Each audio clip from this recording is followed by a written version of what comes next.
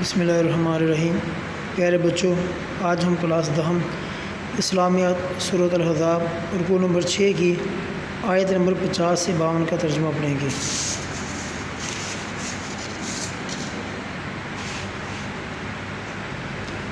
یا ایھا النبی انا احللنا لک ازواجک اللاتی آتیت اجورہن۔ اس سے اوپر والی جو آیت ہم نے پڑھی تھی اس میں یہ تھا کہ اگر ہم نے کسی عورت کو بغیر حد لگانے کے طلاق دے دی، اس پر کوئی عدت لازمی پوری کرنا ضروری نہیں ہے۔ اب ان آیات میں اللہ تعالیٰ کے نبی کے لیے جو نکاح کے ضوابط بیان کیے گئے ہیں وہ ان آیات میں بیان کیے جائیں گے۔ اے پیغمبر، ہم نے تمہارے لیے تمہاری بیویاں جن کو تم نے ان کے مہر دے دیے ہیں حلال کر دی ہیں۔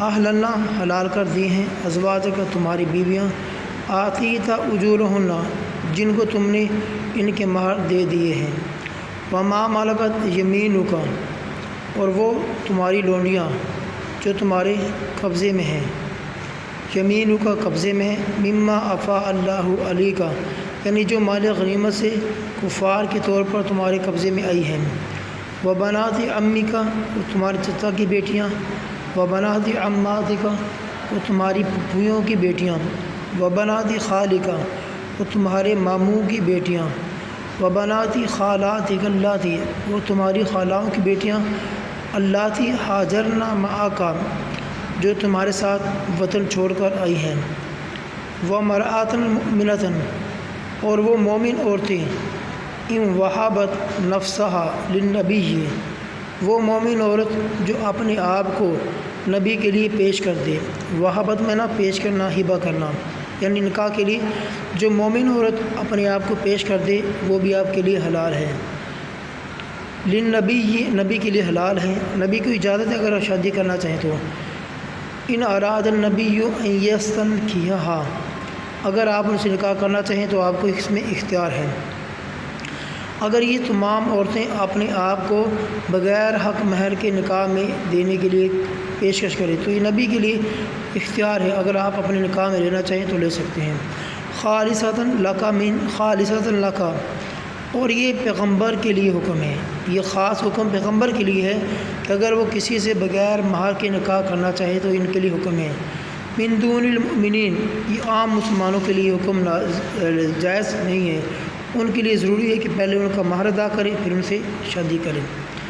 قد علمنا ما فرضنا علیہم فی ازواجہم اے محمد صلی اللہ علیہ وسلم، یہ جو خاص حکم تھا نا یہ آپ کے لیے ہے، خاصوں میں کو سب مسلمانوں کو نہیں۔ ہم نے ان کی بیویوں اور لونڈیوں کے بارے میں جو ادا مقرر کر دیا ہے، یعنی جو مہر مقرر کر دیا ہے وہ ہم کو معلوم ہے، لکی لا یکون علیک حرج تاکہ اس پر کسی قسم کی کوئی تنگی نہ رہے۔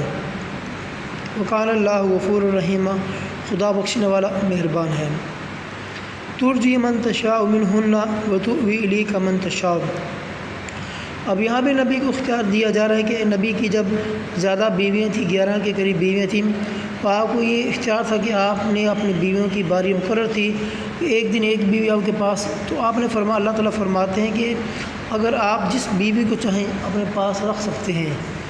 ترجی من تشاء منہن اے نبی آپ کو یہ بھی اختیار ہے، جس بیوی کو چاہو علیحدہ رکھو، وتؤوی الیک من تشاء جس کو چاہو اپنے پاس رکھو، ومن ابتغیت ممن عزلت اور جس کو آپ نے اپنے سے علیحدہ کر دیا ہو، علیحدہ سے مراد جس کی باری نہ ہو، اگر آپ اس کو اپنے پاس طلب کر لو تو تم پر کچھ گناہ نہیں ہے، فلا جناح علیک تم پر کچھ گناہ نہیں ہے۔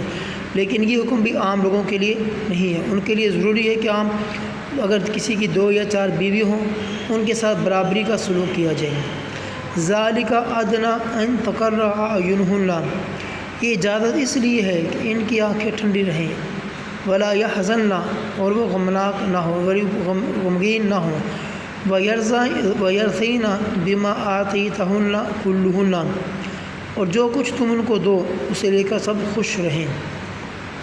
واللہ یعلم ما فی قلوبکم اور جو کچھ تمہارے دلوں میں ہے خدا اسے جانتا ہے۔ وکان اللہ علیما حلیما اور خدا جاننے والا بردبار ہے۔ لا یحل لک النساء من بعد اب اس آیت میں یہ بتایا جا رہا ہے کہ اے نبی، آپ کی جو بیویاں آپ کے نکاح میں آ چکی ہیں، اب ان کے بعد اگر کوئی اور عورت آپ کو خوبصورت لگے یا پسند آئے تو آپ کے لیے یہ بات جائز نہیں ہے کہ آپ ان بیویوں کو چھوڑ کر ان سے نکاح کر لو، بلکہ جو بیویاں آپ کے نکاح میں ہیں ان کو اپنے پاس رکھو، ان کو چھوڑنے کی اجازت نہیں ہے۔ لا یحل لک النساء من بعد، اے پیغمبر ان کی سوا اور عورتیں تم کو جائز نہیں ہیں۔ ولا ان تبدل بہن من ازواج، اور آپ کو یہ بھی جائز نہیں ہے ان بیویوں کو چھوڑ کر اور بیویاں کرو۔ ولو اعجبک حسنہن، اگرچہ ان کا حسن آپ کو کتنا ہی اچھا کیوں نہ لگے۔ الا ما ملکت یمینک، مگر جو تمہارے ہاتھ کا مال ہے، یعنی جو تمہاری لونڈیاں ہیں ان کے بارے میں آپ کو اختیار ہے۔ وکان اللہ علی کل شیء رقیبا، اور خدا ہر چیز پر نگاہ رکھتا ہے۔